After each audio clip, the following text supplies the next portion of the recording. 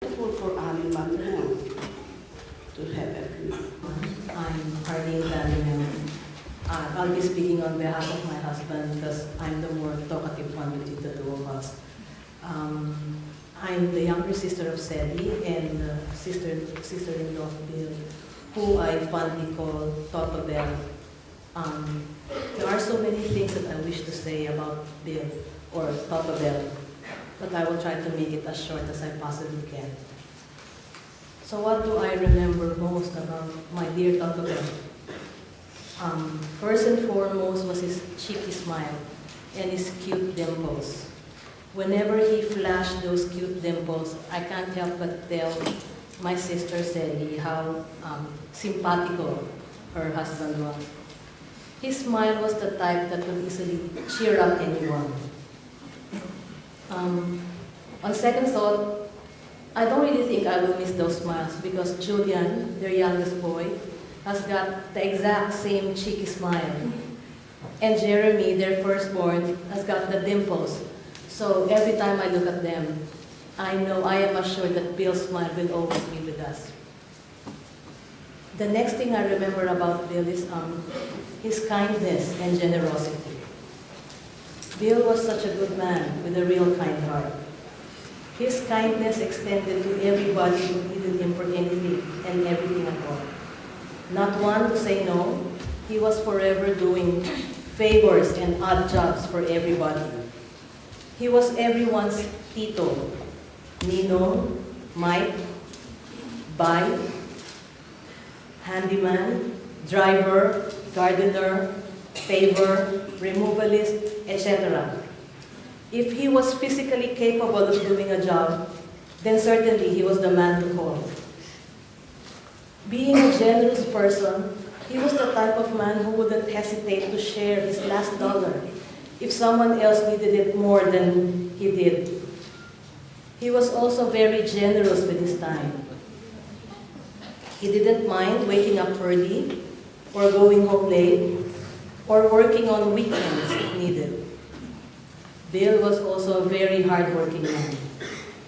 He worked hard to provide a good life for my sister, Sally, and their two boys, Jeremy and Julian. He was the first one to say yes to overtime work because that meant extra pay. He was quick to accept odd jobs during weekends or after working hours to augment their regular income. Lastly, I remember Bill's optimism and zest for life. Not once during the time of his illness did he complain or gave up hope. I remember how eager he was to get started on the oral medication for his cancer. He said, even though he was given the prognosis of 12 months, he did not want to just sit down and feel sorry for himself while waiting for his end to come. It was his strong, unwavering faith in God that kept him going and sustained him up to his last breath. They say that you can measure a man's wealth not by his treasures and riches, but by his friends. Now seeing all of you here present on a Monday morning, I can truly say that Bill is indeed a very wealthy man. I wish I could live just even half of his optimism, his kindness and generosity, his friendship and commitment to family and friends, and his constant smile. I thank you for giving us these two lovely boys, Jeremy and Julian, who Hank and I promised to love and care for as if they were our own. The past nights, we've been singing this song entitled Going Home. I want to end this with a poem, I Am Always With You, which I think summarizes what our dear Bill, if he were here right now, would be saying to us. I am always with you. When I am gone, release me, let me go. I have so many things to see and do. You mustn't tie yourself to me with too many tears. But be thankful we had so many good years.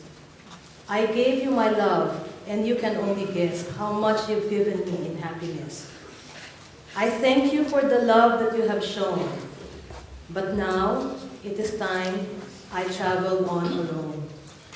So grieve for me a while, if grieve you must. Then let your grief be comforted by trust, that it is only for a while that we must part. So treasure the memories within your heart. I won't be far away, for life goes on. And if you need me, call and I will come. Though you can't see or touch me, I will be near. And if you listen with your heart, you'll hear all my love around you, soft and clear. And then, when you come this way alone, I'll greet you with a smile and a welcome home.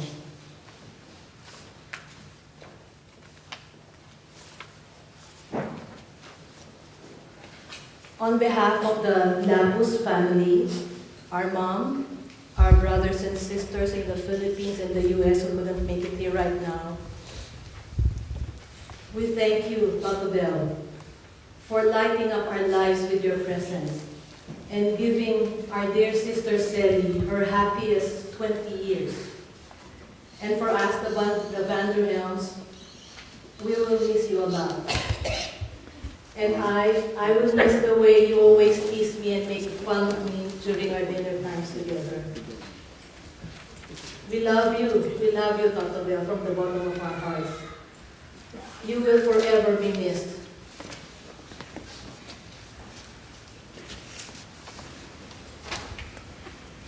Thanks very much, Arun and Honey.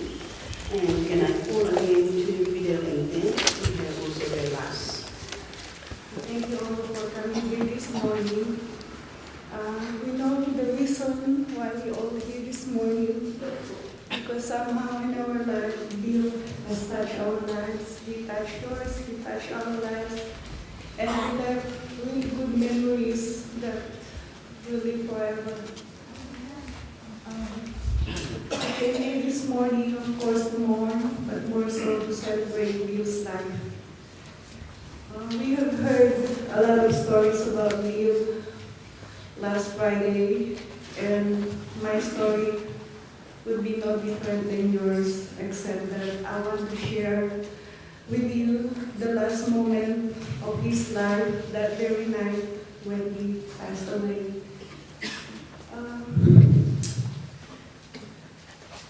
That night when we took Bill on the way to the hospital, it's so difficult for us to see his pain, more so for self. And we know the time that this is really different. He's been in and out of Westmead Hospital, but that very night, we haven't seen Bill in a deep pain. And as we arrive at the hospital, every movement that we make, we can see that he's really suffering from this pain. And all we can do is to pray, and we talk to God that only if He can remove that pain for a single moment, to comfort you and to ease the pain, that we've never seen Bill in that condition before. One thing we have seen Bill after his last breath, he was really a fighter, he's brave, how much he really cared about Sel, that despite of the pain that he was experiencing, he was gasping for air, he tried to be brave for Sel. And I can tell Sel, he's really a good husband up to the last minute. When he was still alive, he always tell us that if God will take his life away, he didn't want to suffer, and I know God loved him so much that he didn't want to see Bill in that condition to suffer.